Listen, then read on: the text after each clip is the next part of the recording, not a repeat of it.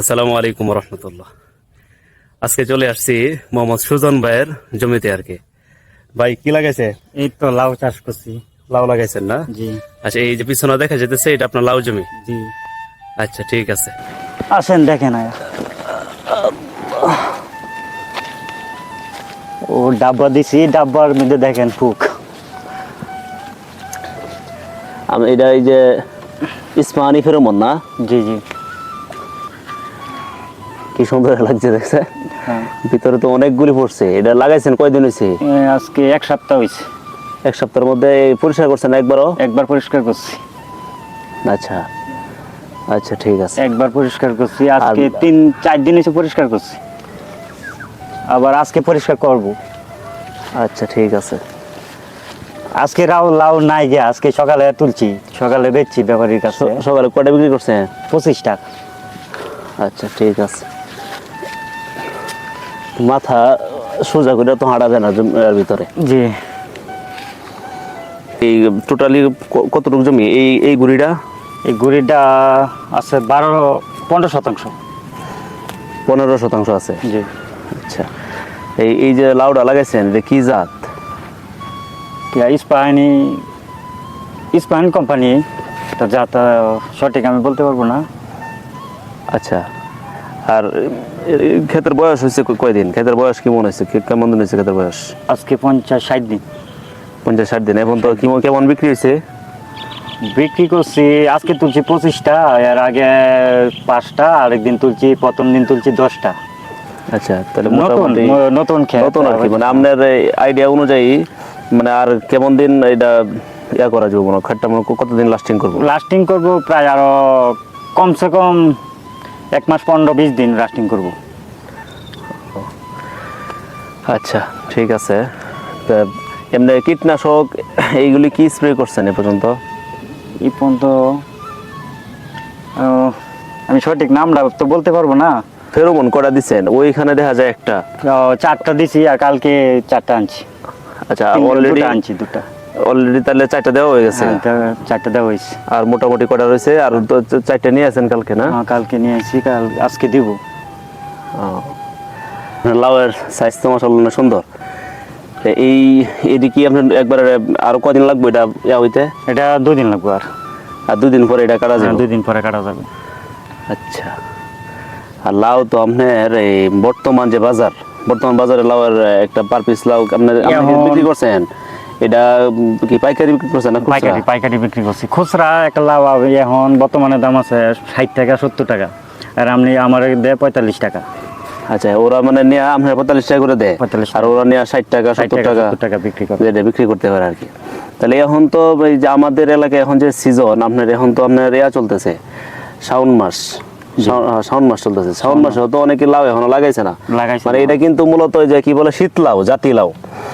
জাতি লাউ কিন্তু আমরা অঞ্চলের মানুষ আরো পরে লাগাইবো। যেমন আমরা যে বীজ নিতেছি এখন নতুন বীজ, সব বীজ প্রায় বীজে নতুন।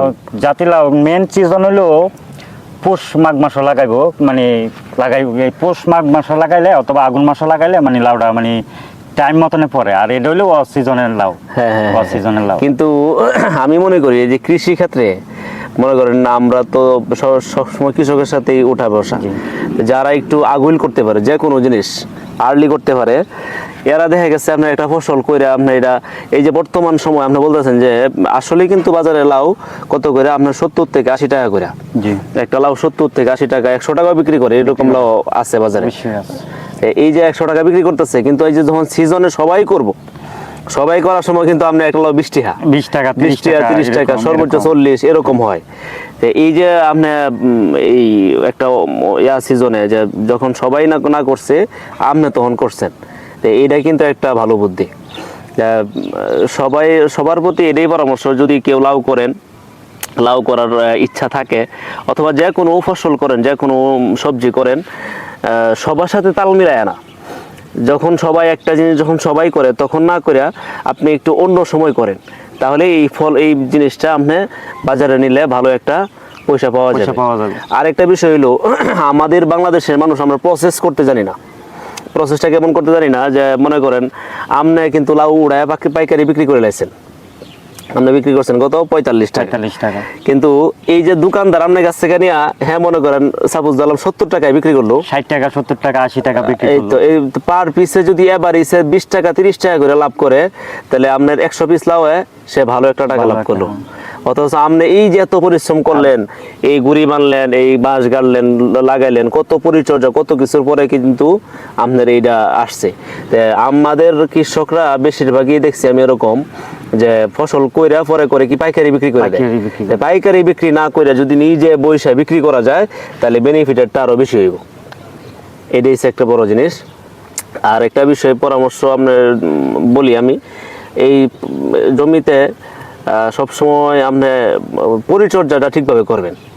ঠিকভাবে যদি পরিচর্যা করেন, তাহলে ফসলটা অবশ্যই ভালো ফসল হবে। বেশি হবে আর সবচেয়ে বড় কথা যেটা, সবকিছুর মালিক তো একমাত্র আল্লাহ তাআলা। ইনশাআল্লাহ। তা আল্লাহর কাছে চাওয়া যে আল্লাহ তুমি আমার জমিতে মানে ফসল দেও, বরকত দেও।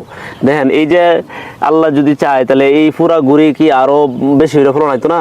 অবশ্যই আইব। আল্লাহ যদি কয় যে না তোরে যে পর্যন্ত দিছি এই পর্যন্ত আর দিতাম না, তাহলে কিছু করার নাই। যেন আল্লাহর কাছে যাওয়া যে এই আল্লাহ তুমি আমার লাউ খেতে বরকত দেও, যাতে আরো সুন্দর হয়, ক্ষেতটা ভালো হয়, আর পরিশ্রমটা করা আর কি।